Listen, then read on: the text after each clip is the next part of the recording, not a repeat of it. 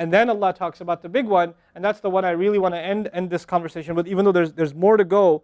But Allah makes such a big deal out of this subject that again, just like there were 3 ayat about Judgment Day, now there are وَالَّذِينَ هُمْ لِفُرُوجِهِمْ حَافِظُونَ إِلَّا عَلَىٰ أَزْوَاجِهِمْ أَوْ مَا مَلَكَتْ أَيْمَانُهُمْ فَإِنَّهُمْ غَيْرُ مَلُومِينَ فَمَنِ ابْتَغَى وَرَاءَ ذَلِكَ فَأُولَٰئِكَ هُمُ الْعَادُونَ. 3 ayat about the same subject again. The only other subject that got 3 ayat was what? In this list. What's the only other subject that got 3 ayat? Judgment Day. Judgment Day and punishment. This is the next subject that gets 3 ayat. And you know what the subject is? Shamelessness. People who guard their privates. We live in the ultimately shameless world today. The world in which streaming videos off of any website are available on your mobile device. The age in which the pornography industry is a multi-trillion-dollar industry. The point of which, the agenda of which is to make sure every one of you is a consumer of filth in one way or another. That every man, woman, and child is exposed to this stuff, and they're hoping you are, so you become addicted to it, so you become yet another consumer.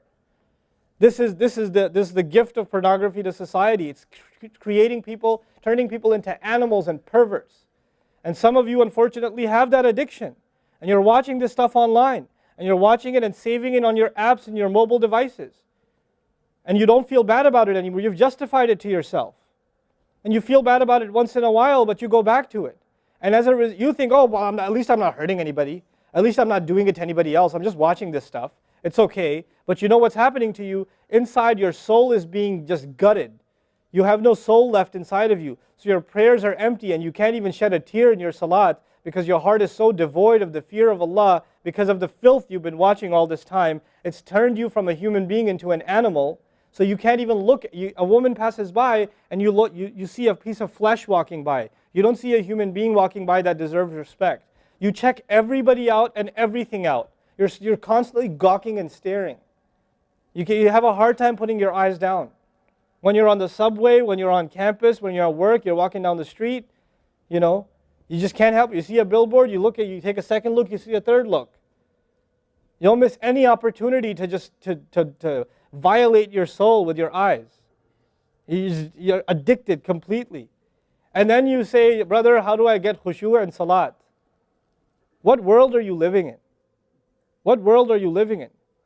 Ayyuhal ikhwa, my brothers, specifically my brothers. And I know some sisters have this issue too. It's a sad reality. This is a war. This is a war. This is more dangerous than any military war. This is the war that's destroying our souls. It's making its way into our homes. It's making its way, if I want to protect my children from this stuff as much as possible. But when my child goes to school, and it doesn't matter if it's Islamic school, there's a very high statistical likelihood that someone, a friend, with their iPod, with their mobile device, will say, hey, look at this. It's a very realistic, a thing nowadays. It's not far-fetched. And so I have to prepare my children for the filthy world that they're going to be brought up in. And there's no escape from this stuff anymore. There isn't. It's everywhere. It is everywhere. You have Islamic lectures followed up by, those YouTube puts those follow-up clips, and something will be filthy. Something will have to be filthy. And I don't think that's by accident. I'm not much of a conspiracy theorist, but I don't think that stuff is an accident. And what happens to you guys is you watch a video, you see something filthy, you click it, you click something else, and you end up watching disgusting things. That's what happens to you. وَالَّذِينَ هُمْ لِفُرُوجِهِمْ حَافِظُونَ. Especially when it comes to their privates, they guard them. They guard their shame. Brother, what's the solution? Should I get married? Like the guy who asked the other day, how can I get married right now? No, guys, the solution is not marriage. Because if you're a pervert, then you're going to be a pervert after marriage too. If you have no shame now, you will have no shame after marriage. Honestly. You think marriage is going to end your problems? No. Your problem isn't marriage. Your problem is spiritual in nature. Your problem is psychological in nature. You need help. You need to stop this. You need to stop hurting yourself like this. You will have nothing, there'll be nothing left inside you. I just had an email from a teenager who's addicted to pornography, an anonymous email, 14, 15-year-old teenager. Says, I want to kill myself. I can't stop. I've been watching it since I was 11. My parents don't know. I read this stuff and I cry because he's not one. There's millions of Muslim kids like this. Millions. Millions of them. We have to help these people. We have to do whatever we can. And we don't have the trillions of dollars of advertising to counter that. We don't. And it's not realistic for me to say Facebook, YouTube, Twitter, internet, it's all haram. It's not realistic because it's a reality. It's as common as oxygen now.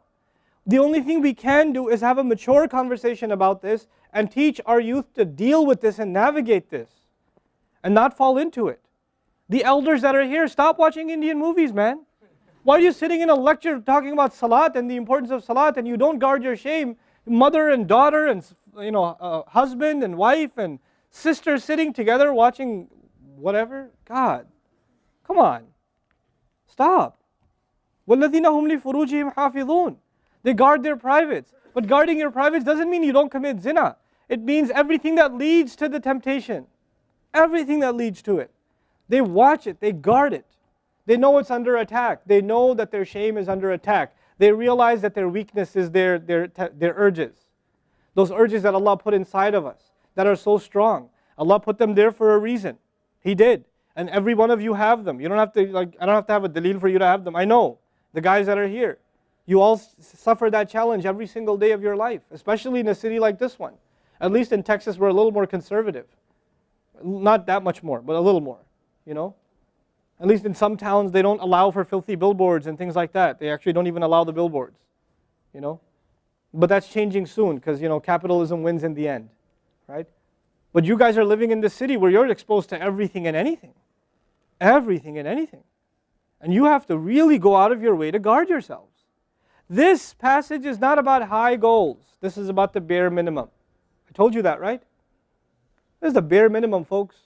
The bare minimum is we guard ourselves from shamelessness. We wage a war within ourselves against that tendency.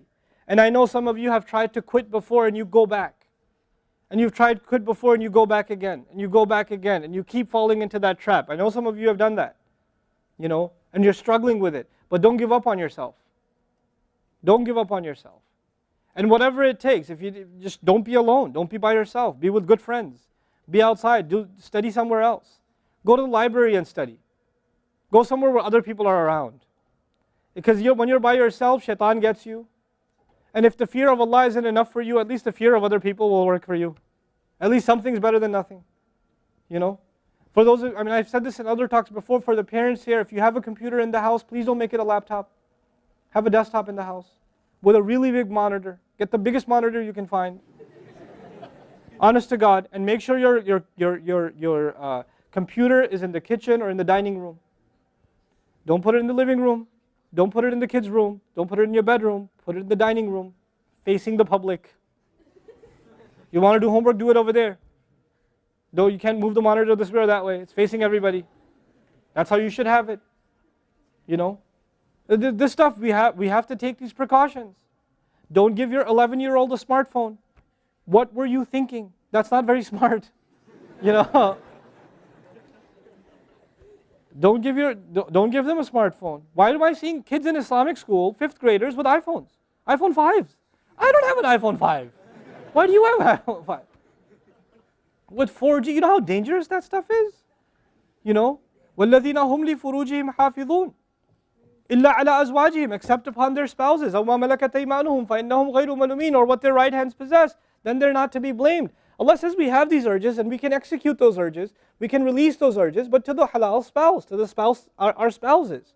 But outside of that, we can't. And by the way, when people get addicted to this sort of thing, and they get accustomed to it, or they get over and overly exposed to it, they have miserable marriages. Their marriages start falling apart.